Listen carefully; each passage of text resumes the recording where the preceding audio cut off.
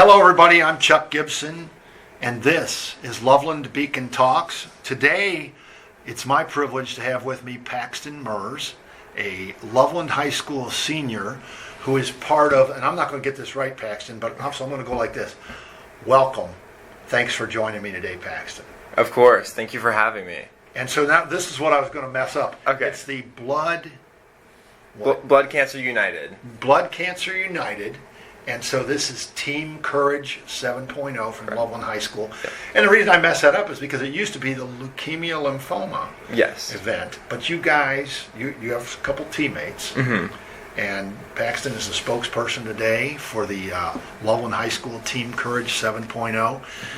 And I'm just going to ask you, what is happening and what is this all about? So me, as well as Malia Fritsch and Natalie Moran, we are campaigning to help support patient care as well as education for all people who are experiencing blood cancer or have families who are also experiencing the tragedy that is blood cancer.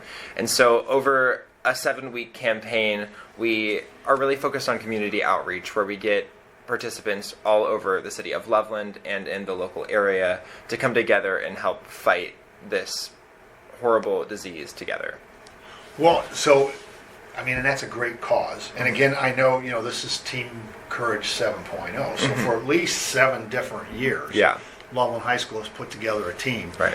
If I'm not mistaken, last year's team was pretty strong. Yes, it had a great number at the end of the year in terms of, it's all about raising dollars for the, I should say it again, Blood Cancer United. Blood Cancer. I'm going to write it down this time. All right. So sometimes we just shorten it to BCU just to make it shorter. That's even better, BCU. Yeah. But anyway, the bottom line is it's raising funds for the fight against blood cancers. Correct. Easy. This is your story to begin with today. So, Paxton, how did you get involved, or even why is this the cause for you? Yeah. So this program has a huge legacy at Loveland High School. We have raised over $800,000 in our existence. And so obviously that legacy has encouraged leaders to step up and choose this cause. But for me personally, one of my best friends was diagnosed with lymphoma when she was 15 years old.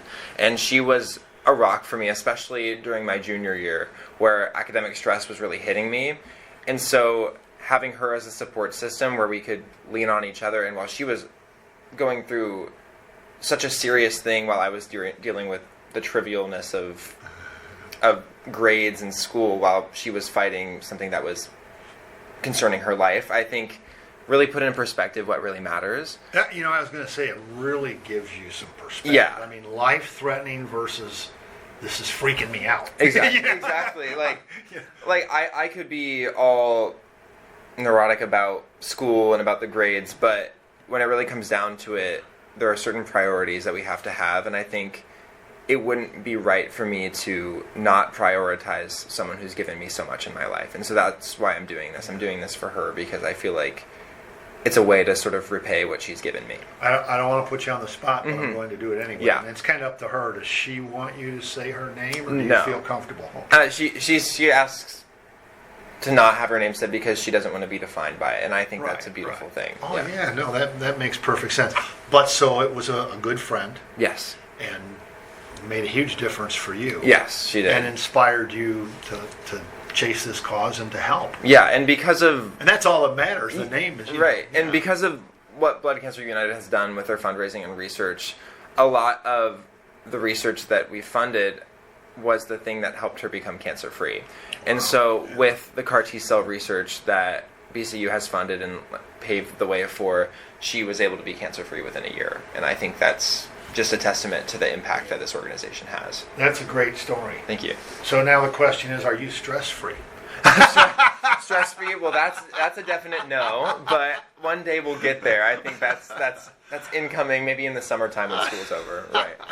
On the sunny days in the summer. Yes. We're all stress-free. We're all stress-free. Everything's good. Go to the pool, the lake, whatever it is that you ask me after graduation. I'm sure the answer will be different. Yeah. Well, you know what? And again, it is your senior year. Yeah. And as we sit and talk today on February 17th, right?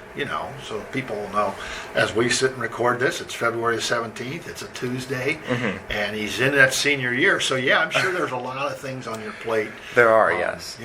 I know, and I'll mess you up again. So I know, Paxton, that you've been going through the college application process, and so obviously you've got some answers back, and you're still waiting on others. Yeah. So you can't tell me yet exactly where you're going to go next year. I cannot. No. It's unfortunate, but it's also, I'm excited to have the choice. Yeah. Hopefully. Well, you know what? That's the key, is choices. I can remember my own daughter.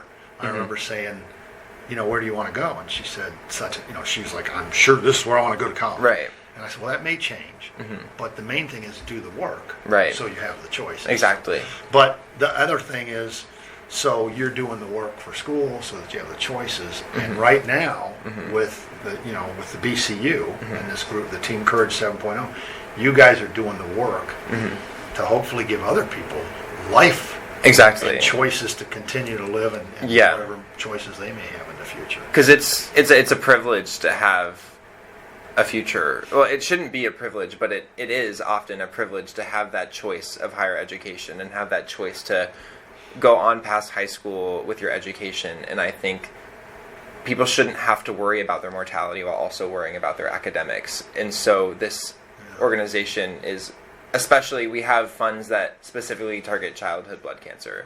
And so in doing that, I'm hoping to give kids my age and kids younger than me the same dreams at attending these top universities and the same dreams of exceeding far beyond expectations. Man, that's a great goal. Thank you. I was going to say the goal is, you want to get into a school, but now the goal is to help others. Right.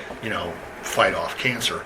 So what are some of the things? I mean, we got to get down to the nitty gritty. Right. Here. So what is Team Courage doing to raise some funds and to blow away Team Courage 6.0's standard that they raised the bar last year. You guys got to raise it this year. They sure did. So we are following a similar path as they do because they were very successful. They were really focused on getting everyone in the community involved. Right. And so what we do is we are having give back nights at a bunch of restaurants. This Thursday we're at Silver Spring House. We're there all night. We are hosting raffle baskets and a silent auction as well as a split the pot. We sell tickets to do that. And then for the split the pot, obviously, we keep half and then half goes to the winner. Often they will donate back their funds because of the generosity that our community has. And then we also are interacting with other larger corporations for sponsorship opportunities. And then we also have a network of team members. I think we're at about 20, 25 team members who also contact their own smaller network in order to get more donations that are more personal. I think usually team members raise anywhere from $500 to $2,000 personally. Wow. And with $2,000, they're able to go to what we call the grand finale, which is where all the total in the region, because we're in the Cincinnati and Northern Kentucky region, where our grand total is announced. And our goal this year is to be at $1 million, and last year it was at $800,000. Man, 1 million. Yes, that's a pretty good mark. It's a hefty goal, but I'm sure that we have a lot of really committed students and committed leaders this year who are going to make that happen. Well, when we got started, we hit really quickly on Natalie, Moran, and Malia Fritsch. Yes. So the three of you are the literal partners, the three main team members for Team Courage. But you just mentioned, so you have other teammates, team members. What number? How many of those people are there? Do you know off the top of your head? I'm pretty sure it's close to 20 to 25. Right. Yeah. Sometimes we get team members throughout the year who want to really throw their hat in the ring because they see what we're doing and they see it's effective and they want to also be a part of the change that we're making in our community. But currently, I believe it's around 25 people. Yeah. Well, that's a pretty good number of active members out there. I mean, especially if they get $500 to $2,000 each person. If they get to the max around $2,000, you're $50,000. Which is a nice little number. And it makes such a huge difference. I know when we talk about these grand numbers, especially last year where they raised almost $250,000, that seems like a large goal. But even when teams don't reach that, the amount of money that they're raising is still incredibly impactful and makes a difference with every dollar that they raise. And so I think even just individuals trying their hardest, if they don't even reach that 500, at least they're doing something. Right. And I think doing something is always better than doing nothing. Oh, 100%. And I think, you hit on it when you said, like, every dollar has an impact. Exactly. It's not like, if you can't give this much, it doesn't mean anything. It means a lot. Right. You talked about sponsorship, some of the corporate. Do you guys have some corporate sponsors on board already that you could, you want to give a shout out to, thanks for coming on board and helping us out? Or yeah. I keep putting you on the spot, Paxton. I know. So from the top of my head, I know at the beginning of the year we got in contact with Richards Industries where they gave us $2,500, which was able to be matched, which was very kind of them, nice. Very generous. And then we were able to get in contact with Fifth Third, where they put us then in contact with the Sam Hubbard Foundation, where they donated a few items to our silent auction. Yeah. And then we also have a lot of t-shirt sponsorships from local businesses in the community. One in particular is Fritz Realty, which is run by Malia's mom and as well as her whole family. Right, yeah. BF Realty, yes. Powerhouse. That's a huge name. Yes, huge name in the town, and they have really helped generate a lot of popularity with our campaign around the community. So, well, they better since their daughter's part of the team. I mean, it is great how generous with their time they have been, because I don't think we would be where we are without them. So it's really appreciated. Very good. Also, as you mentioned, so this Thursday is the Silver Spring House. Mm-hmm. You're doing that at several places. I mean, can you rattle off a few of the other places where you'll have the Dine to Donate? I guess that's what you're calling that. The Dine to Donate, and then oftentimes they'll give like $1 per drink that's served. So recently, every Sunday we have a give back night at Bishop's Quarter, which goes from 12 to 6 p.m.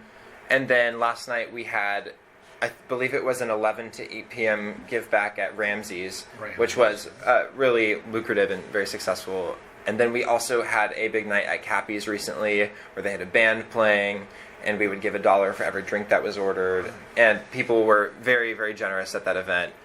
And then in the future, I believe we're working with other larger chain restaurants to do if you mention us, they'll give a portion of their proceeds to us. Right. And so that's mainly what we're doing around the community. I don't want to name those chains yet, just so I don't get it wrong and implicate them in something that they haven't even heard about before. But there's some coming up at other chains and exactly. That information, which brings me to we talked about this before we started recording, Paxton, is some of the ways that people can reach. I mean, people can donate direct too. They don't have to do that. So some of the ways that they can reach out to Team Courage. Like, is there websites or Instagrams, Facebooks? What are some of those that you can share? So we're kind of all over the internet. We have an Instagram page, which is just Team Courage 7.0, and I believe we're the same handle on Facebook as well, where you can donate directly through our Facebook, and then you can also donate through a link on our Instagram. And then we, of course, have our own specific fundraising page, which the link that I know of currently, it's at lls.org, and then if you just search up lls.org and then Team Courage 7.0, there will be a link that'll pop up, and you can click and donate directly through our website. Yeah, well, and that's something that they've had every year. Yeah. And obviously, they're still using the LLS, despite the fact that now you and I are going to call it BCU. Yeah, but their domain is still LLS, which I guess is nice for consistency purposes, so that people who've donated in the past know exactly where to go. But for the people, so the Instagram, Team Courage 7.0, Facebook, Team Courage 7.0. If you search it on Instagram or Facebook, you'll find it there. Yeah. On Facebook, there's a direct link on Facebook. I believe there is a direct donate. To donate, or direct donate, and then there's a link on Instagram that takes them to the donate. And there will be a link on both. So, especially because candidates have their own individual fundraising page that joins a grander total for the team. So if you have a child or a grandchild or a family friend who is a part of the team, you can specifically give them money in order to not only bolster the team, but bolster the impact that they've had individually. So what has surprised you so far or really excited you about the process of getting this campaign going? So I've never been a very business forward person. I tend to like to just sit down and talk to people. I'm more of a casual person. So the formality of business and with the emails, and often we'll have to do presentations over Zoom, I've had to alter the way that I present things to fit a business model.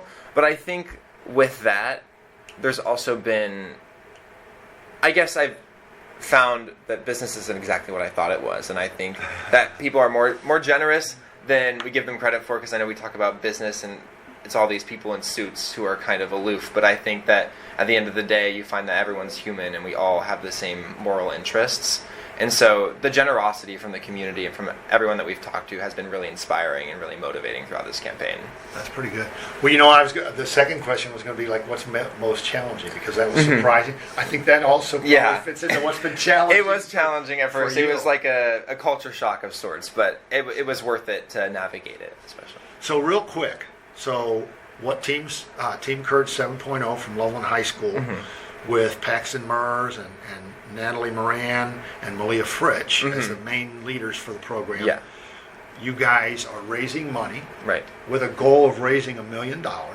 Yes, not just us, but there are a bunch of teams across the region. Right. Yes. So, and then it all culminates with a big, grand finale. Yes. That's it. The grand finale, which happens on what date? I believe it's March. So it's early March. In my calendar, I have it marked for the 13th, but it also could be, it is the 13th. Perfect. Yes, it's the 13th. Close enough. Yes. We'll know. I can look it up too when I write. So for you who are listening to this, first of all, thank you so much for listening in. But if you're listening, you read the story, and so some of this information's there for you to look at. And please, donate, pick on any of those links, and donate or reach out to these students if you know them and you're in the community of Loveland. But I think that pretty much wraps up where we're going. All right. Paxton, thank you so much for taking the time to share your story. Yes, thank you so much for meeting with us and sharing our story. For helping the kids. Listeners, again, thank you for listening in. And that was Paxton Merz, senior here at Loveland High School, and one of the leaders of Team Courage 7.0 for the Blood Cancer Unit fundraising campaign for we'll call it 2025, 2026. Yeah. The campaigning and the fundraising is underway. It ends when they get right to that grand finale in about mid-March. So, Paxton, once again, thank you so much. Thank you so much. This has been Loveland Beacon Talks.